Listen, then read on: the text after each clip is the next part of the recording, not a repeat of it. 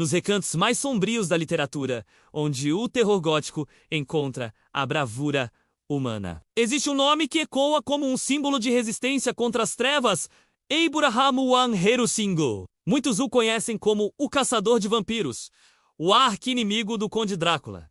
Mas quem foi realmente este homem? De onde veio a sua lenda e o que o tornou uma figura tão icônica na cultura popular? Hoje, vamos mergulhar fundo na história de Van Helsing, para além do cinema e das páginas que o imortalizaram. A primeira vez que o mundo ouviu falar de Abraham Van Helsing foi em 1897, no romance Drácula de Bram Stoker. Ele não era um jovem herói de ação, mas sim um médico e professor holandês já com uma certa idade, dono de uma mente brilhante e um conhecimento enciclopédico. Van Helsing é descrito como um homem de muitos talentos, filósofo, metafísico e um dos mais avançados cientistas da sua época. Ele representa a fusão entre a ciência e o sobrenatural, a lógica e a fé. Quando a sua antiga aluna Lucy Westenra adoece misteriosamente em Londres, o seu noivo, o Dr. John Seward, fica sem respostas. Desesperado,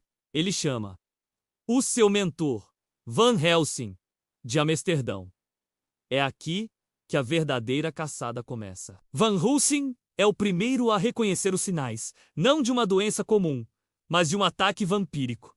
Ele não chega a essa conclusão levianamente. Ele usa o método científico, a observação e a dedução, para entender a ameaça que eles enfrentam. É fascinante como Stoker construiu esta personagem. Van Helsing não é apenas um homem com estacas e crucifixos. Ele usa o conhecimento médico para realizar transfusões de sangue numa tentativa desesperada de salvar Lucy. Ele estuda livros antigos e folclore para compreender a natureza e as fraquezas do seu inimigo. Ele é a personificação da razão a lutar contra o irracional, o farol da ciência a iluminar as sombras do supersticioso. A sua famosa frase: "Devemos acreditar em coisas que não podemos", resume perfeitamente a sua abordagem. A mente aberta para aceitar realidades para além da compreensão normal. Mas a sua luta tem um custo pessoal profundo. No livro, é sugerido que Van Helsing já teve um encontro trágico com o sobrenatural antes. Ele menciona ter um filho que perdeu e a sua esposa enlouqueceu de dor, vivendo num asilo. Embora Stoker não detalhe a causa, muitos interpretam que a sua família pode ter sido vítima de forças sombrias, o que explicaria a sua dedicação e conhecimento prévio sobre vampiros. Esta tragédia pessoal dá ali uma profundidade emocional imensa. Ele não é apenas um acadêmico a resolver um quebra-cabeças, ele é um homem ferido, a lutar para que outros não sofram o mesmo destino. Depois de Lucy sucumbir e se tornar ela própria uma vampira, Van Helsing lidera o grupo de heróis Jonathan Harker, John Seward, Quincy Morris e Arthur Holmwood Menos na missão de a libertar num dos momentos mais sombrios e emocionantes do livro. Ele explica-lhes a terrível realidade dos não-mortos e guia-os no ritual para garantir que a alma de Lucy encontre a paz. É neste ponto que Van Helsing se transforma de médico a líder espiritual e comandante de uma pequena guerra santa. A sua perseguição a Drácula é implacável. Ele une o grupo, transformando o seu medo e dor em determinação. Ele ensina-os a usar alho, crucifixos, hóstias sagradas e a estaca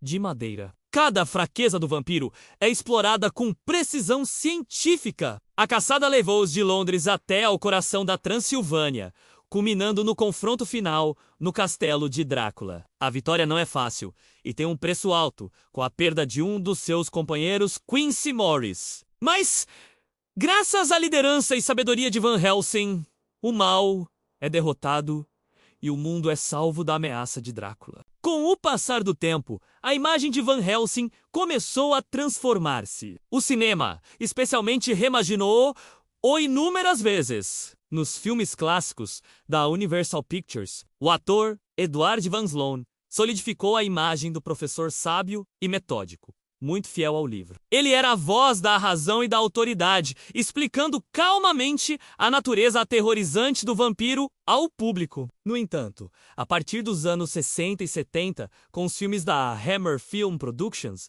a personagem começou a mudar. Peter Cushing interpretou um Van Helsing mais ativo, mais físico. Ele ainda era um intelectual, mas também um homem de ação, que não hesitava em enfrentar Drácula, interpretado por Christopher Lee, em confrontos diretos e violentos. Esta versão estabeleceu as bases para o Van Helsing que muitos conhecem hoje, o caçador de monstros, por excelência. Esta evolução atingiu o seu auge em filmes mais recentes. Em Drácula, de Bram Stoker, de 1992. Dirigido por Francis Ford, Coppola Anthony Hopkins entregou uma interpretação memorável. O seu Van Helsing era excêntrico, obsessivo, quase tão perigoso e imprevisível quanto o próprio Drácula. Ele era um fanático na sua cruzada, mas ainda assim profundamente humano e conhecedor das artes ocultas. E depois, claro, temos o filme Van Helsing de 2004, com Hugh Jackman no papel principal. Esta versão abandonou quase completamente a figura do professor idoso e transformou-o num jovem herói de ação. Gaburieruan Herushingun, um caçador de monstros, a serviço de uma ordem secreta do Vaticano. Armado com gadgets de alta tecnologia, ele luta não apenas contra Drácula, mas também contra o monstro de Frankenstein e o lobisomem, embora muito diferente do original. Este filme solidificou a imagem de Van Helsing como um super-herói do universo gótico, um aventureiro destemido. Esta transformação também se refletiu nos videojogos, séries de televisão e banda desenhada. Em cada nova adaptação, Van Helsing é moldado para se adequar aos gostos da época. Ele já foi um padre, um caçador solitário, o líder de uma organização secreta e até mesmo uma mulher, como na série de TV Van Helsing, onde a protagonista é Vanessa Helsing, uma descendente distante com sangue especial capaz de curar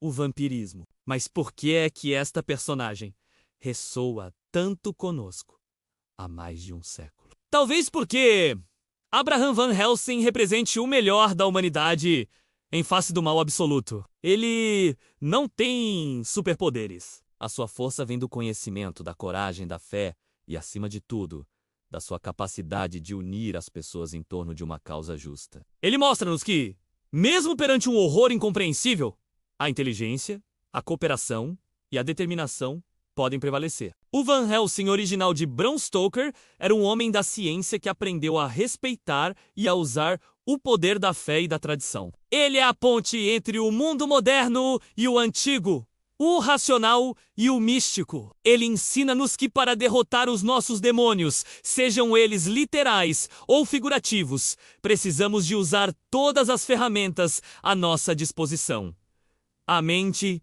o coração e o espírito. Da próxima vez que assistir a um filme ou ler um livro com um caçador de vampiros, lembre-se do original. Lembre-se do professor holandês, de fala peculiar e coração valente, que viajou para Londres não apenas com uma mala cheia de livros, mas com uma determinação de ferro para proteger a luz contra a escuridão iminente. Essa é a verdadeira essência de Abraham Van Helsing, uma lenda que continua e continuará a nos inspirar. Obrigado por assistirem. Se gostaram de conhecer a verdadeira história por trás do maior caçador de vampiros da ficção, não se esqueçam de deixar um like, partilhar com os amigos e subscrever o canal para mais mergulhos no mundo da literatura e do cinema. Até a próxima!